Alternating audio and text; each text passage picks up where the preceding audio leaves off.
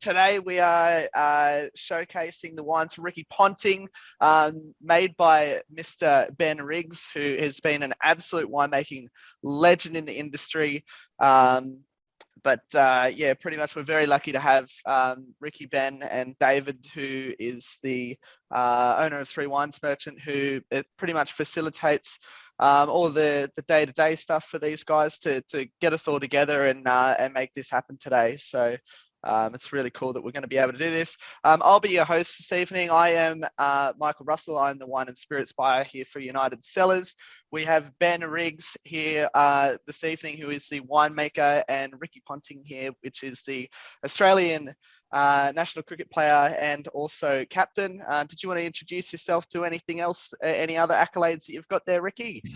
You can keep going if you like, mate. It's not my number one strength to talk about myself, but for those that don't probably know, I'm over in India at the moment. I'm in Mumbai. I've been here for about 10 weeks now. I'm coaching the Delhi Capitals in the IPL. So I've been locked away in a bubble for all of that time. We get out for a training day and game day and not much else. So yeah, it hasn't been the best of times for a lot of us over the last few months, but it's always nice with this little business that we've got chugging along in the background. It's good to have a few other things to think about at different times. Yeah, absolutely.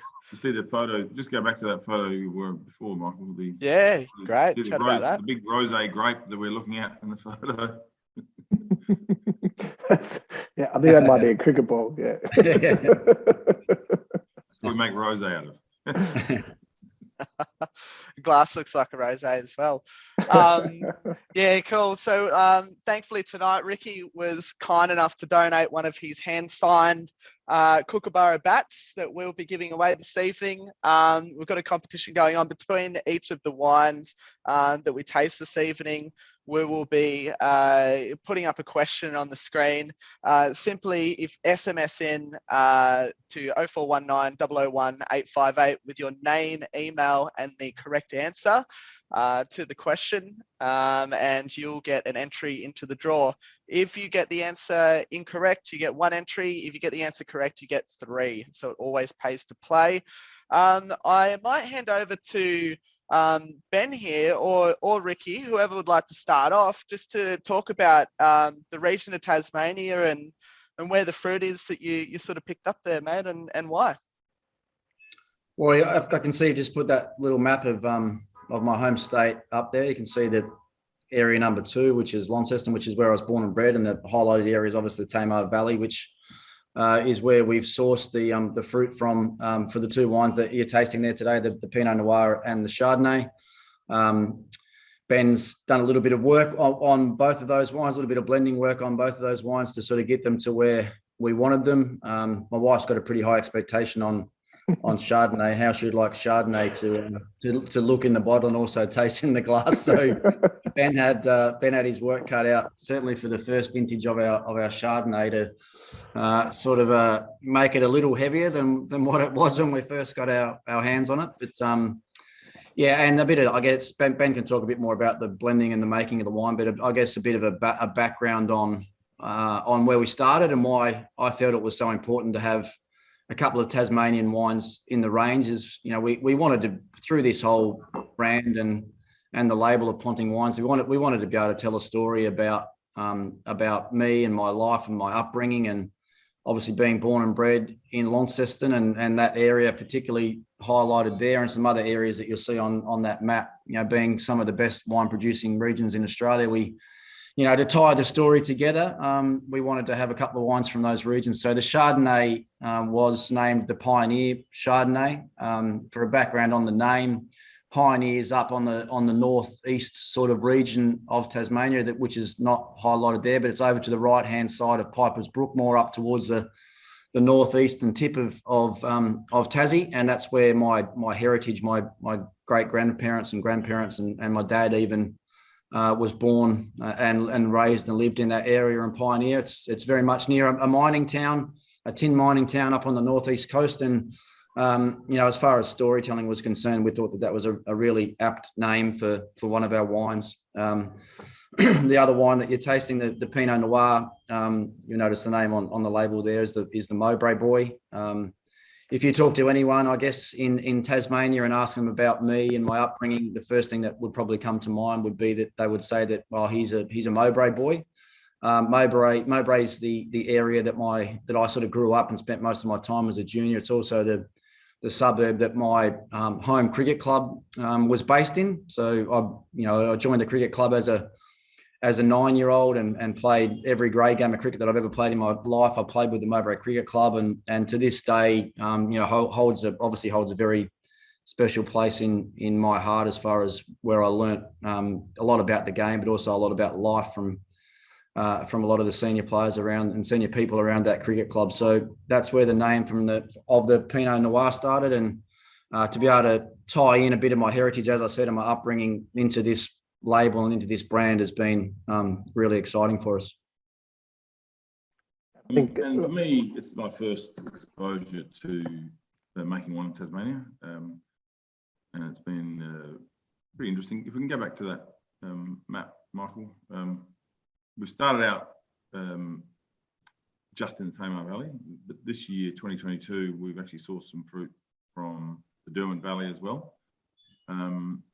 Which is quite different, and sorry, 21 and 22, it's quite different in style. So it's given us a lot more options in blends. The 2020s it was a pretty wet year, so very fine, elegant. And so we did a lot of things with Lee's contact with the Chardonnay, leaving it in barrel for a long time, making sure we sat on its yeast lees to try and, Ricky was saying before, Rihanna likes big, rich, sort of buttery style of the Chardonnay, and neither had seen a young wine out of barrel before. And I had to keep saying, trust, it will get there. It will. Chardonnay is not neutral, but it needs bottle age, and bottle makes such a difference. And so time on lees in barrel and bottle age, the wine's really blossomed. The 2020, when was that, David? The Tasmanian Wine Show? Oh, in January, there was the 2022 Tassie Wine Show where we picked up gold. Yeah. Yeah. And so, gold medal for Chardonnay and Tasmanian Wine Show is pretty solid. So, yeah, the wine's come up really well. We're really happy. Yeah. Lovely lime and citrus and a nice crunch and acidity, but it's got a bit of texture and creaminess, and the barrel fermentation, the lees contact, a little bit of malolactic, etc. It's really added those layers of complexity to it. Yeah, that's cool. So how do you find that compares to a lot of more? I'm seeing a lot of sway between people wanting super heavily oak Chardonnays, like back in the 80s, where you're nearly pulling splinters out of your gums, to really, really crisp, fine, elegant sort of Chardonnay there. Yeah. Chablis, the real Chablis sort of style, right? To me, this sits like somewhere on towards the Chablis style, with a little bit of that perfect oak balance and integration there. I actually really like that. Where do you see the trends in the market at the moment with Tassie sort of stuff? I know that you've sort of just starting to dig your roots into there, but I'm sure you're learning what everyone's sort of doing. There's a bit of everything in Tasmania, and as much as people are after sparkling and Chardonnay and Pinot, there's a lot of experimentation with other varieties and styles, but there's a bit of everything. There's a lot of very, very small producers in Tasmania who make a few barrels of things that they like, and therefore a lot of sort of less commercial styles of wine that cover every single style you could ever imagine. So there's a lot of diversity, but there is a lot of, this style, this barrel fermented, bit of new oak, lots of lees contact, all that lovely creamy textural characters you get out of the barrel work this has had. I can't remember the percentage, but it's not a very high percentage of new oak, but it might be 20, something like that, which really does give it a lovely nuttiness and textural component, along with the yeast lees and the solids in the fermentation. And I think, Michael, in March, when Ricky, Ben and myself went down to sort of look at some of the final fruit purchases and whatnot, I think we did a pretty cool tasting at Pooley Wines, actually. So that was good to see what they're doing and get an eye for where we want to head with our wine style as well. So I think, Ricky, you enjoyed that tasting, did you not? Yeah, I had a great day there. Just thankfully, Rana wasn't with us on that trip, mate. Otherwise, It would have cost you a fortune. yeah, we might still be there. No, I was actually. I think Ben probably was as well. I was actually blown away with well, one, their range, but the quality of their range from their wines down there from that trip was awesome. So So we organised to swap a case of wine. I sent mine. I've never seen. I've never seen one. I got it redirected. It came to my place instead. And it's funny. I got a note saying thank you for the wine, and I sent it back and saying that was a swap. I didn't get my swap. Oh yeah, that's great. That's great. Yeah, Next time we walk with the swap in our hands and say checks in the mail. How did it go this particular vintage, and what was the feedback from that, Ricky? You reckon from the wife? Did she go, oh, Ben better add some more oak in next year, or what are you sort of looking at nowadays? No, she thinks I'm perfect. Yeah, perfect. Yeah, close to it. That's for sure. No, look, I think from first vintage to second vintage, even we've noticed a great change, and Ben's been promising a little bit more maybe from the next one, which might be a bit more of a premium Chardonnay we might be looking at there as well, if I'm not giving too many secrets away. But no, I think what you said, Michael, is spot on. It does sit somewhere in between now, certainly from where we first started with the first Tasmanian Chardonnay to where it is now and where we probably are looking to head. I think that is probably a really fair assumption of sitting somewhere, almost close to being in the middle. So, and at the end of the day, we're not trying to produce a wine that just my wife likes. We've got to produce a wine that we know that everybody's going to enjoy and want to come back and drink more of. And that's what I think right through the entire range, not just these two Tasmanian wines, but that's certainly one of the key goals that we've been trying to maintain right through the whole range, is making sure that, after their first glass, that everyone wants to come back and have a second glass right through the range. Never heard a bigger load of than that in my life, Ricky. We didn't make Chardonnay just for Rihanna. We did or we didn't? Of course we did. Oh, well. Keeping that happy life mentality alive here, eh? Yeah. Well, I wish he was listening. He messaged me and said, "You've got to help me out here." She can't find one that she likes that I can afford. So. Yeah, exactly. That's what I always get. Yeah.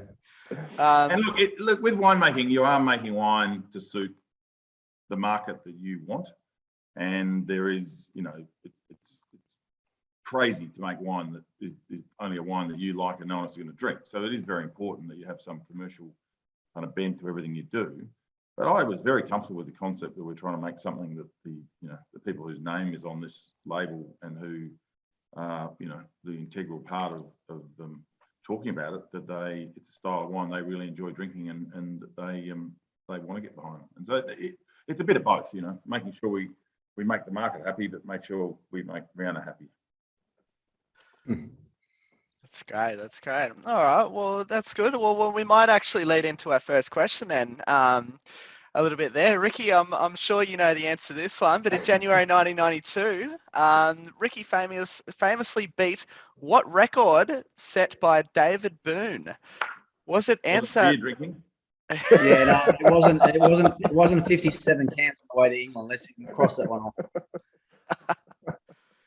Was he answer number one, the youngest Tasmanian to make a ODI debut? The answer number two, youngest Tasmanian to score a first-class century? Or answer number three, the youngest Australian in the top 10 batsman ratings? I mean, without giving the answer away there, Ricky, do you reckon you've got some background on this?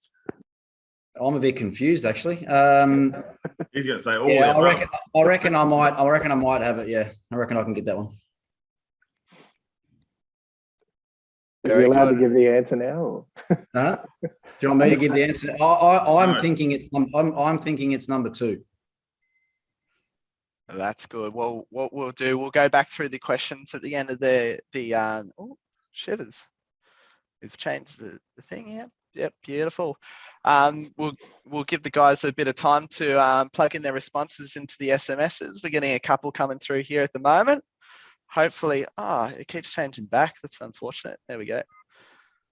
I'll leave that on the screen. So just message in your answer with your name, email, and the answer over to 0419 001 858. Correct entries get 3 prizes into the draw. Incorrect answers get 1. First prize is the bat as signed by Ricky Ponting. Second is a $50 wine credit to use at United Cellars towards your next purchase. It's great.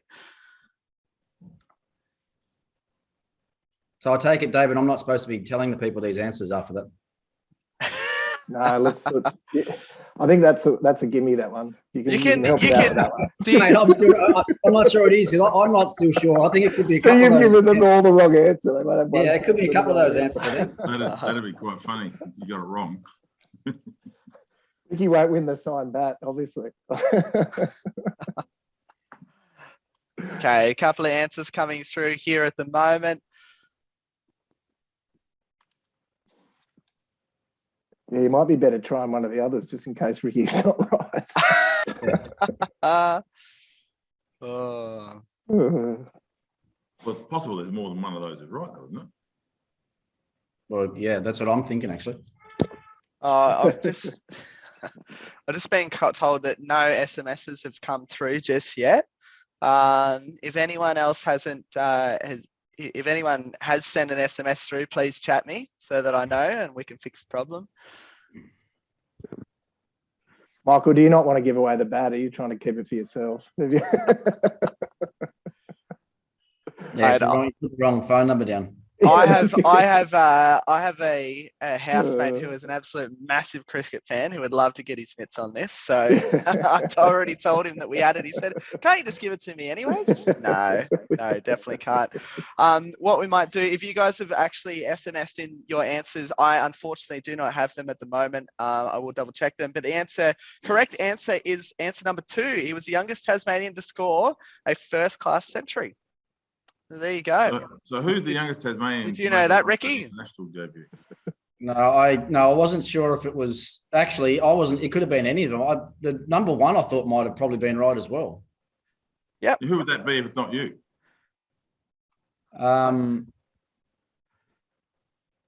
Yep, don't know.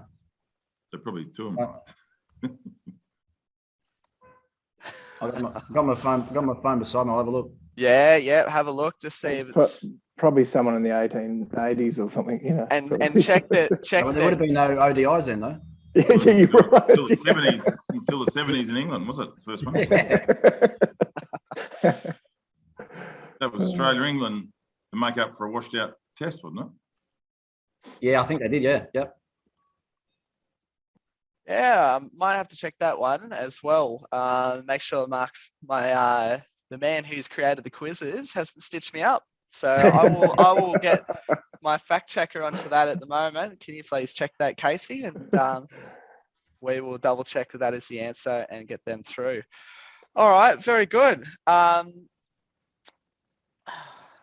We might move on then across to the second one then, the Marlborough Boy, which you've already sort of given us a precursor of the name of this wine and how it came to be anyways. But anything else in terms of background behind this wine, Ricky, and sort of your criteria of what you wanted to make this special? No, not as far as the name is concerned. I guess when you think about the region though, where my cricket club's sort of situated compared to where we actually source the fruit from, it's probably only a 15-minute drive. So it's pretty central and ties the story in nicely that we were talking about. And yeah, I think from the couple of vintages that we've had already of the Pinot Noir, there's been a slight difference there as well, which has been, I think, for the better. And Ben can obviously elaborate on that more. But no, this is, we actually, when we made our first trip down to Tassie to go and source the fruit, we made a trip, all 3 of us made a trip to the local cricket club and had a bit of a look around the pretty basic sort of upbringings of where it all sort of started for me. So yeah, Ben and David have got a pretty good understanding of the region now as well from the couple of trips that we've made down there. And yeah, the name I thought was a pretty apt way of sort of tying the story together. It's pretty much right next to Bluntstone Arena, isn't it? It's like the sister ground. Yeah, it's like the sister ground out the back. Which, yeah. That whole area has actually got some pretty exciting stuff happening there. Oh, that's awesome. Did you say there was some work done on it since we were there 2 years ago? Yeah, they're actually looking at, there's potentially a huge upgrade happening to that whole region, where they're looking at making it sort of the sporting hub of Tasmania, basically, with talking about academies and all that sort of stuff that can be built around that river sort of railway area that they've got at the back of what is it, UTAS, University of Tas Stadium now, I think it's called. Yeah, Blunston's the one in Hobart, David, but close. Oh, sorry. What was the bigger? Yeah, no, it's UTAS. It's UTAS Stadium. It's where Hawthorn play there. Oh, yeah, okay. You might have just offended a stack of Tassies at the moment there, David. Well, I just saw the big stadium next door. I just did only assume there was one in Tasmania. I realised there's more than one. Ricky, are you getting behind the push for the Tasmanian AFL team, or so you can jump off of North Melbourne? No, I'm not one to jump off, but you're getting close, surely. Yeah, I'm not. Yeah, I probably am getting closer than I was, but I'm not. And I'm not. No, that is all very real. That's as far as I'm sort of reading the tea leaves now. I reckon that's going to happen in a very, very soon. To be honest, I think they're talking about 2028. I wouldn't be surprised if it happens. Maybe even 2 or 3 years before that. Let's talk about a new stadium, everything being built down in Hobart. So yeah, look, I think that's becoming very, very real by the day. They'll make the final in the first year, like the Jack Jumpers. Yeah, I'm not sure about that, but that was a pretty amazing effort, wasn't it, by the Jack? Actually, Ben follows the basketball. Yeah, that was a pretty amazing effort, that. Unbelievable. Yeah. Because they're talking about having the Tasmanian team in the VFL for a couple of years before 28. It's not far away, I think they need to do that, mate. As far as retention of players and all that sort of thing, I think it's pretty important that they do, get all the grass levels. I guess right the way back into probably fixing up state footy in Tassie first, and then getting the VFL team up and operating, and then being ready to launch into the AFL. So I think there's a fair bit of work to do, but it sounds like it's happening pretty quickly. Oh, and you have to jump off into your home state, mate. You can't stay on the bloody Kangaroos. They can be my second team, Ben. That's great. Well, we might open up to a couple of our audience members here just to see what you guys are thinking about the wines. Dave, I see you furiously writing notes there, and I know you're quite an avid cricket fan yourself, mate. I can see all the couple of little banners there in the background. What are your thoughts, mate? Oh, I'm absolutely loving this. I had the 2019 vintage of your Pinot Noir, Ricky, and I've absolutely loved it. And I guess being a bit of a cricket nut myself, just the labelling on the bottle and keeping them in the cellar, I'm trying not to drink them, but I should be. Yeah, good luck with that. I tried that as well.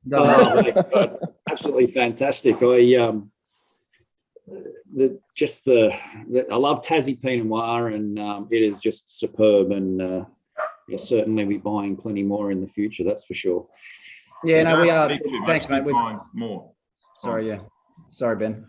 We're really extremely proud of what, product-wise we've been able to put into the market as a young sort of startup business. And obviously Ben's, been in the business for a long, long time and knows what he's doing with winemaking. But the first, what we've done with the Tasmanian wine so far has been outstanding. I mean, you talk about the labeling. I mean, part of the labeling was supposed to feel like cricket a little bit, to be honest, like the greens and the cream that are involved in the label. I mean, the green was supposed to be, match up as good as we could to sort of a color of a slightly worn baggy green cap. And and even with the actual label being that creamy sort of color, that was, supposed to look like the creams of when you're playing in a test match, the color of the cream. So, and you tie the gold in with it.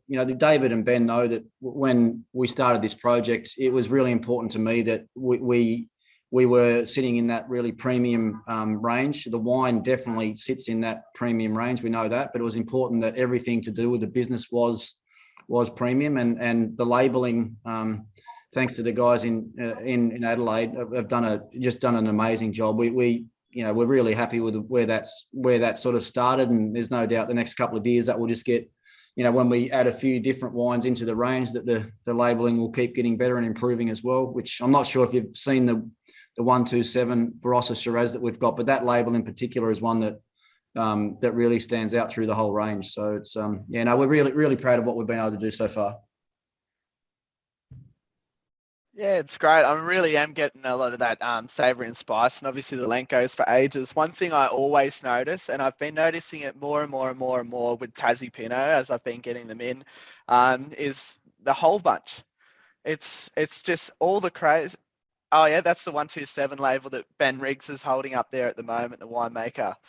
Unlike Dave and Ricky, I can keep wine in my cellar. Your cellar's probably a bit bigger than ours, though. Yeah, you got a few kilometres of cellars at the winery, so.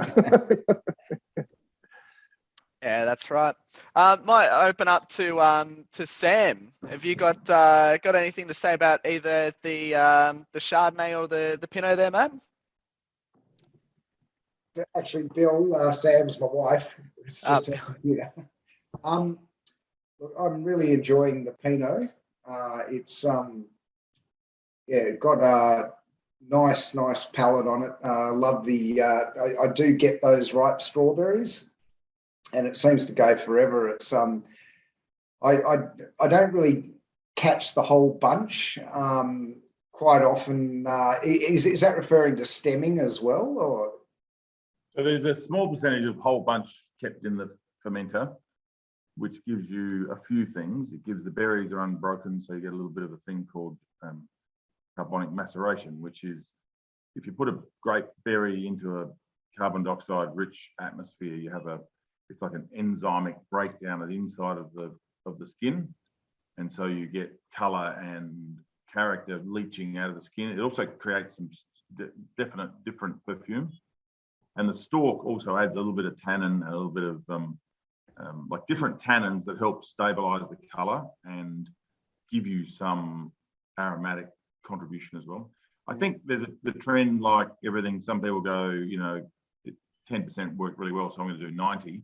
And there's some wines I find now that are just so heavily driven by stalk that I don't actually like it. So a little bit of stalk is good. A lot is too intrusive, and the fruit character and the grape tannin and stalks. Even you really want to make sure your stalks are from ripe bunches.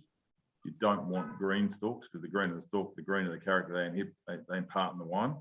And I find that some wines are they're too green, and they just make the Pinot too green. And I've tasted it before, where I've found that on other wines where it almost gets a tomato vine kind of taste in the background.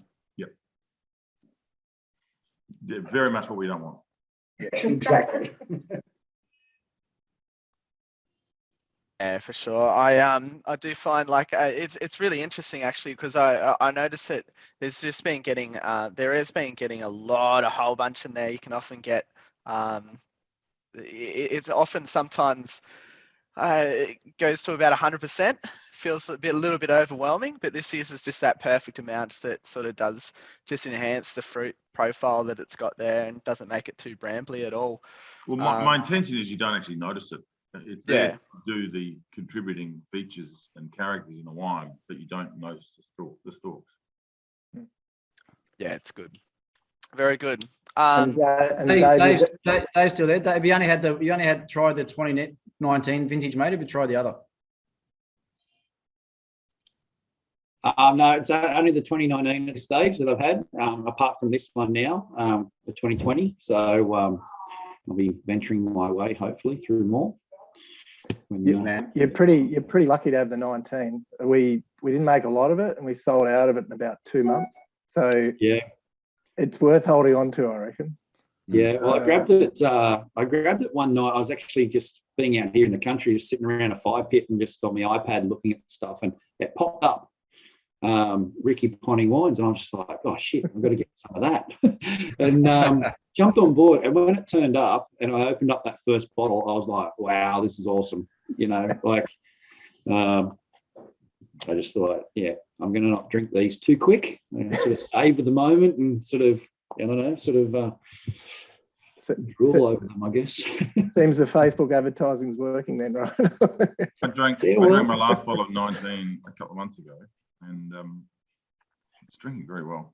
Very well. Yeah, I love it. And to be really honest, Michael, I reckon we might have less than half a pallet left of the 2020. So what you picked up almost cleaned us out. Oh, left for us to get? Yeah, right. Well, no, you can have it. You can buy it tonight. But I mean, I'm just letting everyone know this. What you've got's probably close to the end of the 2020 as well. So that's about it. Well, I'll let everyone know on the call that we've got about 137 bottles left. So we can almost amass exactly what's left in the country together, which is great. Yeah, go on. I was going to say the great thing is that 2021 is the best we've done yet. So looking great. The 21's looking excellent as well. Sounding like Bruce Tyrrell. I love it. Murray is father, not Bruce. Maybe Murray. No, the thing I love Murray's about this theory was the greatest vintage is the next one. Yeah, exactly. That was him. Yeah, it was him in a nutshell. Every time I saw it. Every time I've heard of him, that's what any other winemaker mentions to me. The thing I'm also picking up now at the moment, which is really interesting and cool to see in some Australian wines, is that sanguine character, which I don't often get in Pinot. I've been getting it a little bit over in a couple of the Etna wines. Been getting a little bit over in Barolo recently as well, but not so much in the Australian stuff. But I'm actually picking it up on this. I don't know whether it's just on the day or whatever. But do you get any of that, Ben? Or what are you actually calling? What are you referring sanguine? That little bit of sort of like that slight bit of like tangerine, bloody sort of element that sort of comes through. So it's a little bit spicy as well. That's what I get. Yeah, and that's the beautiful thing about this wine. There's lovely, the zesty red berries, and there is quite a lot of spice and savoury characters, and very fine, elegant, very structural sort of tannin. Dries it off, in a lovely way. Yeah, it's very, very well done. So for all three in 2022, the fruit looks amazing. The Chardonnay in 22 was amazing as well. So we're on a good roll because 19, 20, 21, 22 are all pretty strong. Yeah, just low yielding.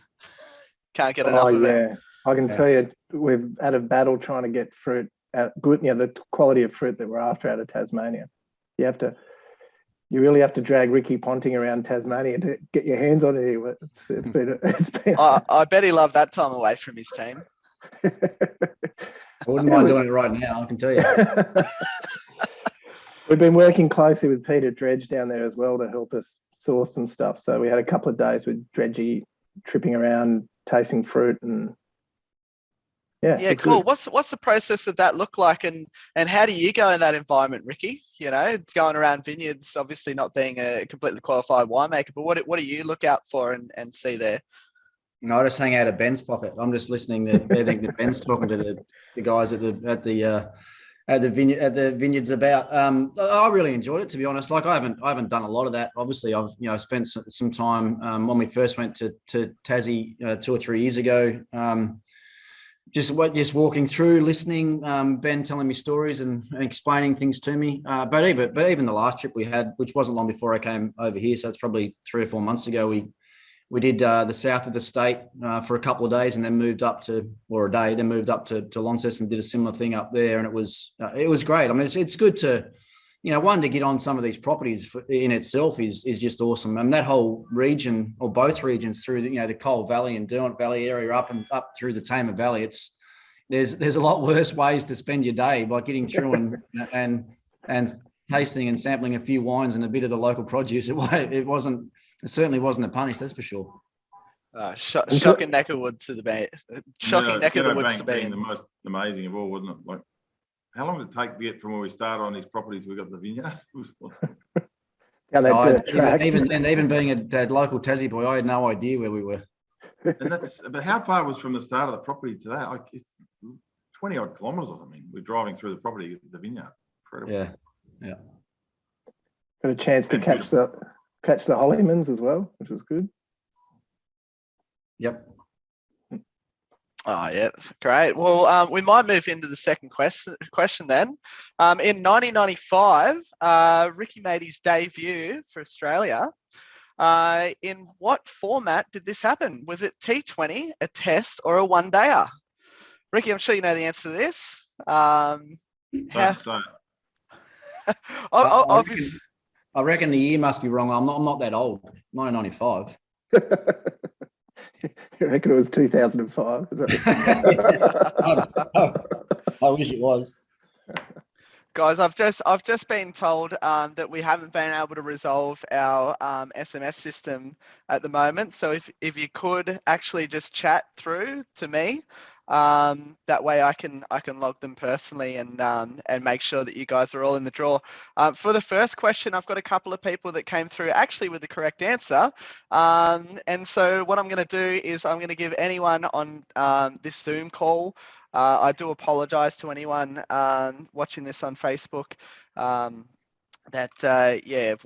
going to give everyone in this Zoom call a benefit of the doubt answer being correct and giving you 3 entries into the draw, so everyone's into play. Very good. What were your thoughts first time you jumped out in the professional field there, Ricky? Were the butterflies going, or?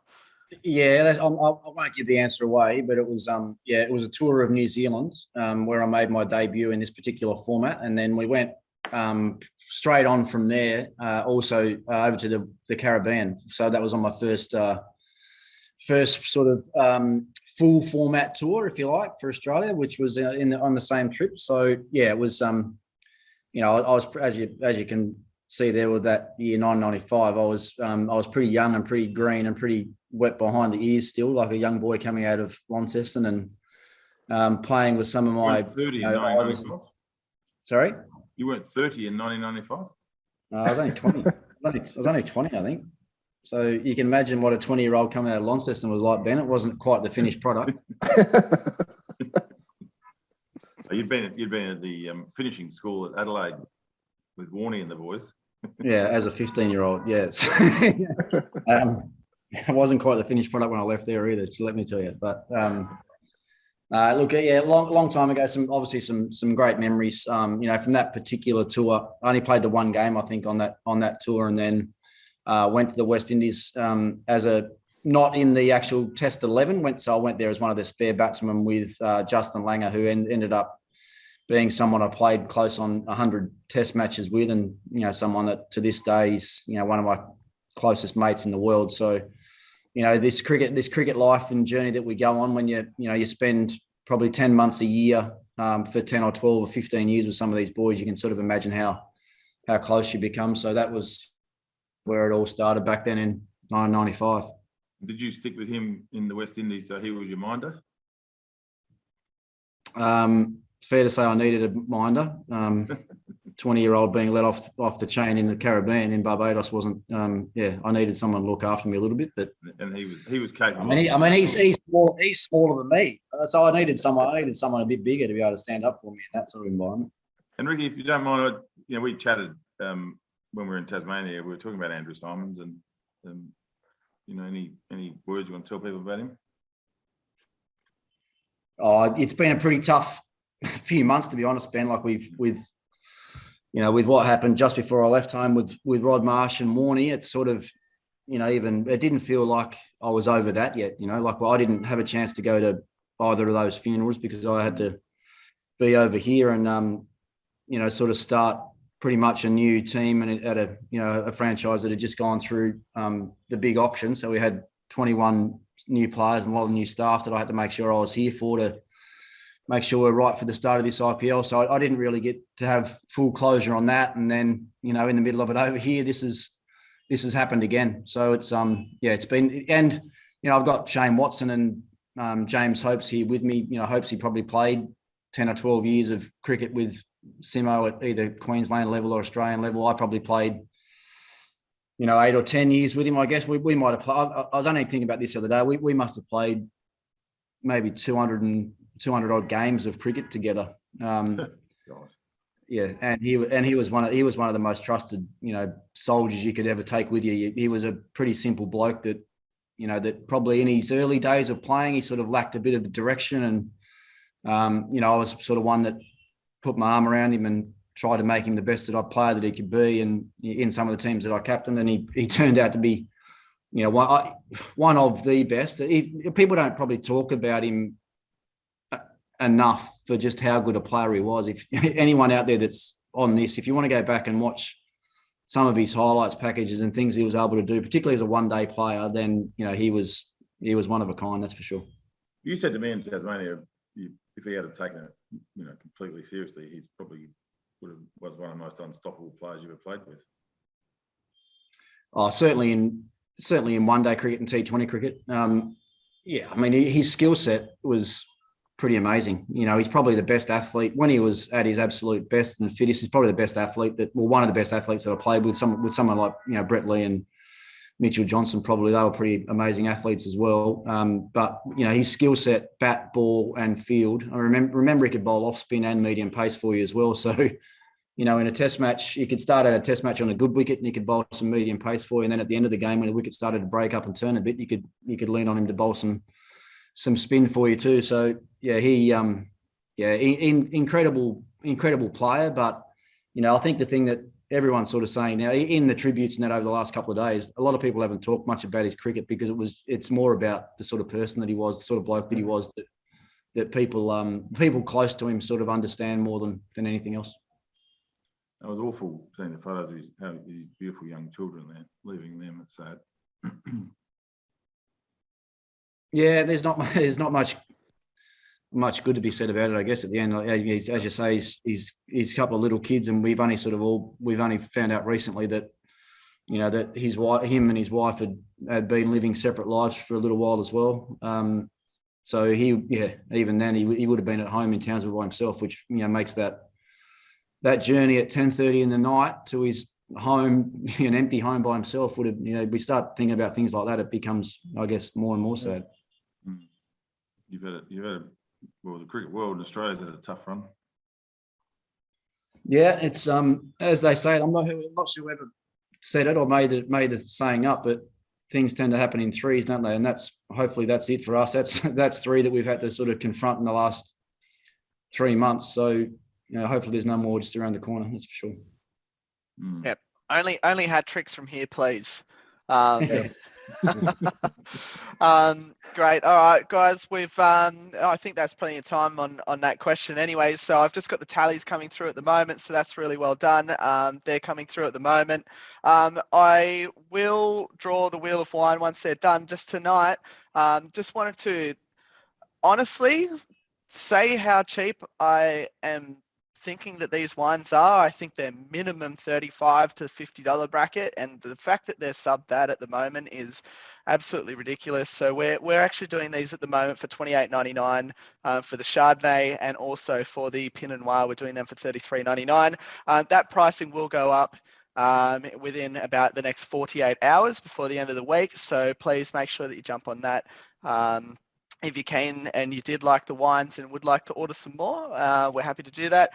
For any of you tuning in at a future date on either our Facebook channel or our YouTube channel, please make sure that you quote to us in an email or even in the shopping cart on the web app, or phone one of our sales agents, and they will accommodate this pricing to you because you've actually watched this video. So very happy to honor those pricings as a one-off, and glad to keep you guys on board.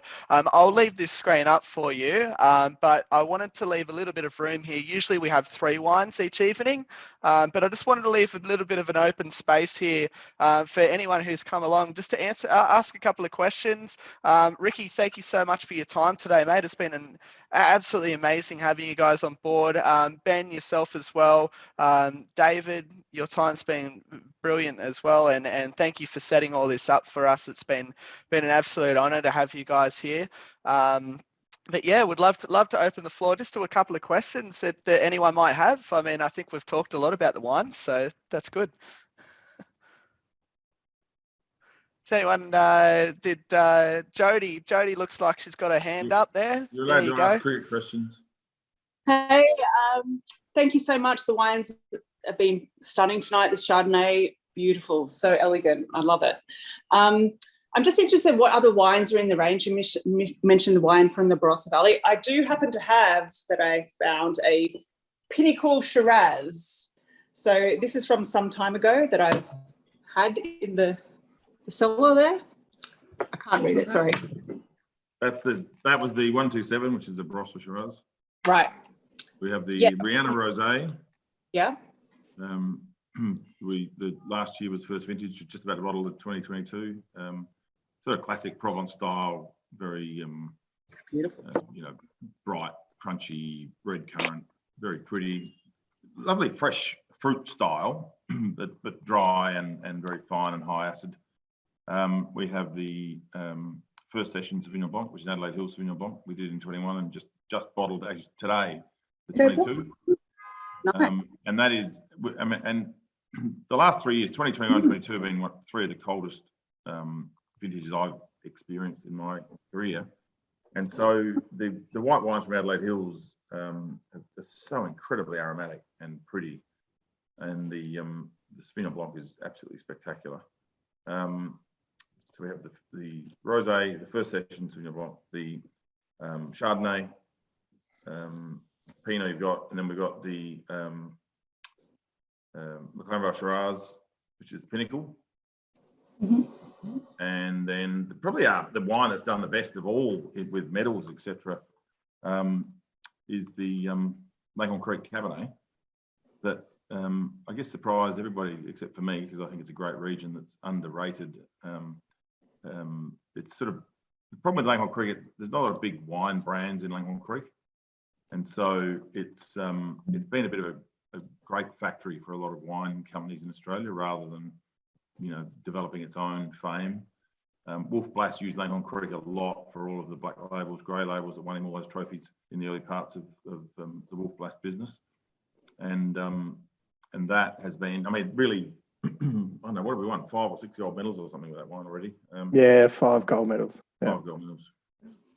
And then what have I missed? The 366, which is the icon wine in the lineup, which is a McLaren Vale Shiraz or a Cabernet blend, which is the, I guess, my homage to what we would have called in the the 70s and 80s claret, classic Australian regional varietal blend. And to let Ricky know, we got a lovely email from Decanter this week. Seems like we've won a pretty significant award for that wine for the 2018. So you mean that email that's under embargo? It's under embargo, but no one's going to listen right to the end, are they? Well, I haven't been sent that email yet. Well, I wanted to know what the exact award was before I let you know, but we'll know on the 7th of June. So it's a little bit earlier than what we normally mention it, but yeah. How exciting is that? And what vintage and wine is that? We might have to get on it a bit early, Matt. Yeah. I mean, I can stop recording early. It's probably a good idea, but no, I mean, but it's what even that wine's won, I think, 7 gold medals across the few vintages we've got. So yeah. It's honestly, they're absolutely banging wines for the price point, and you've done a phenomenal job overseeing these, Ben. It's they're really great wines. Just before I jump into the next question here, we've got the poll in for the Wheel of Wine there. I'm just going to share my screen so that you know that I'm not making it up. Can everyone see the Wheel of Names? Mm-hmm. Yep, beautiful. So this phenomenal thing is spinning right now for a signed bat of Ricky Ponting's Kookaburra, and it is Nolene has won this one. G'day, Nolene. Michael, I can't Retail. see Michael, I can't see Retail. your name on there anywhere. Where's your housemate's name or your name? Who you say? I can't see his No, name. he lives with Nolene. No. He messaged it. He text messaged in the answer, obviously. No, he didn't buy a pack, unfortunately, but he probably text messaged in. We'll see how we go. Good on you, Nolene. They're thrilled. Well done, guys. We'll be sending this. Congratulations, guys. Well done. We'll be sending this back your way. I hope you guys enjoyed the wines this evening. And we do have a second prize at the moment as well. But if I close this one. Second prize is 2 bats. Only if you're donating, Ricky. We'd love to take it, mate. Second prize is Nolene again. Oh my goodness. I don't know. We haven't created any rules on this yet. Rigged. I promise it's not, because if we did spin again, Was well it done. Auntie Nolene? Michael, your Well done, family, Nolene your family. family is doing This well out is of just you. a fake spin to prove that you can't win it the same twice. Oh my Nolene gosh. again. It's going to prove me wrong. 3. That's 3. All right. Well, I've been proven wrong, unfortunately. So I'm going to quit there. But it is absolutely amazing luck that you've got there, Nolene. You've obviously just won yourself a signed Kookaburra cricket bat by Ricky Ponting, and you've also got $50 off your next order, which hopefully you'll come to one of our next events. That'd be fantastic to use towards. Great. I'm coming to the next event as Nolene. Might as well, or just text message in on the side. I think David Boundy had a quick question there at the moment. I'm trying to unshare my screen. Is that stopped now? Yeah, it's done. Beautiful. I'll pass over to David to ask his question that he's been waiting to ask. And David in the past. Said to Ben and David in the past, I sort of started as a professional cricketer really at the age of 15, and you get up every day and you train, and then you go and play, and you're always competing against someone, or even just competing against yourself to get better. And the day that you retire and stop playing, that that whole competitive nature that you've had for so long just completely stops. So that was, I've tried to fill that void with some coaching, and I guess coaching is probably as close as I can get to being able to feel some of that adrenaline of playing. And but it's also, when you're a player, that you can do something at any time in the game to influence the outcome of a game. But when you're a coach and sitting on the sideline, you just have to let it all unfold, and hopefully the things that you talk to your boys about, they're able to execute for you. So it's good to get back to that competitive team environment again, but also it can be quite frustrating when sometimes you can't do much about the outcome of the game. So you don't get in the nets and show them up every now and again? No, that's the social media team over here for the last 3 seasons have been begging with me to put the pads on and get into the nets, but no, I think I've probably got a bit too much to lose to get in there and try and show them probably how good I'm not anymore. Dave, there's two little bits of insight I can give you. One is he has actually confessed to me that they bowl a bit quick now. I have reflexes aren't quite as good as they used to be. Right, that's it. I'm in the nets this afternoon. I'm gonna get in there this afternoon. And the other one, he's still quite competitive. We're at a pub down this part of the world one day, and I said, "Oh, you want to go to the pool?" He went, "Where's the table?" Yeah, some things never change. I enjoyed when Mitch Marsh didn't challenge that when he got out a couple of games back, and he didn't challenge it, and he wasn't out. Geez, I enjoyed you biting your bottom lip on the TV. I wasn't biting my bottom lip when he came and sat behind me in the dugout. That was. I can imagine. It was a pretty important time in the game too. Yeah, I saw that in your face. Don't worry. Yeah, very good. Does anyone else have any questions? The Palmers seem to do all right today. How thrilled are you guys with your brand new bat? And what are your thoughts? Where are you going to put it? They're gone. No, they're gone. They're off part. They've popped the champagne. They're taking the money and run. They're online spending their $50 voucher. Oh, only I would hope that. That's good. Anyone else? Got Yeah. any- Hello. Oh, there they are. Beauty. Yeah. She's in charge. We just can't believe it. We just beside ourselves. 3 times in a row. It's a good Hey, luck I've charm. I've got one question to ask. Is this Stephen that's got no video? Is that Stephen Fleming? There's Stephen on there. I can't see. Oh, God. Damn. He's If actually, so- he's actually over here with me. He's just staying. He's in Mumbai. He's just staying down the road. Actually, he's the coach of the Chennai Super Kings in the IPL. So yeah, unfortunately, they haven't had the greatest of seasons. So he'll be on a plane home in probably a day's time or 2 days' time. Hey, Ricky, you have a room of Kiwis here. So, well, that's one Australian. Yeah. I've got a. You've signed your back over to some Kiwis. Thank you. Yeah, I've got a Kiwi. I've got a Kiwi. I've got a Kiwi here with me at the moment. I've actually got a Kiwi with me. I've got a guy called Tim Seifert that's part of our part of the Delhi Capitals for this season, and some good news for the Kiwis that Brendan McCullum being named as coach of England, right? Oh, captain. Yeah, captain. A Kiwi for captain and Kiwi for coach. Yeah. Yeah. Great wines, Ricky. Thank you so much. Good on you. I hope you're enjoying them, guys, and congratulations on your bat and your little voucher that you've received tonight. And the box of wine. Thank you. We'll spend it on Ponting wine for sure. It's part of the deal, right? Yeah. Well, if you like the Pinot, there's only 137 bottles left. So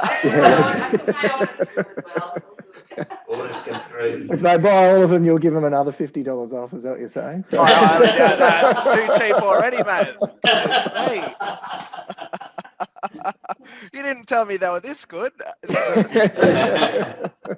Trust. Oh, sorry, go on. I said trust. Trust. Yeah, that's right. That's right. Well, guys, it's been amazing. Thank you for being so generous with your time here, David, Ricky, and also Ben, yourself. It's been incredible having you on board. Thank you for all our guests who come along. Adam Partington for Tate Wines. It's been a real treat, and I hope you all enjoyed the wines and the conversations anyways. And if you do want to come to any of our future events, we'll be posting them out to your email in the next couple of weeks or so. We're currently penciling in a couple of dates with our content calendar for the events. I'm looking probably around, we've probably got close to 35 different events on between now and the end of the year. So look forward to seeing you there. Nice. Good on you guys. Have a good night. Thanks, guys. Thanks for that. Cheers. Thanks, everyone. Cheers, guys. Bye. See you. Thanks, guys. Thanks, Ricky. Bye. See you, mate. Thanks a lot. Thanks very much.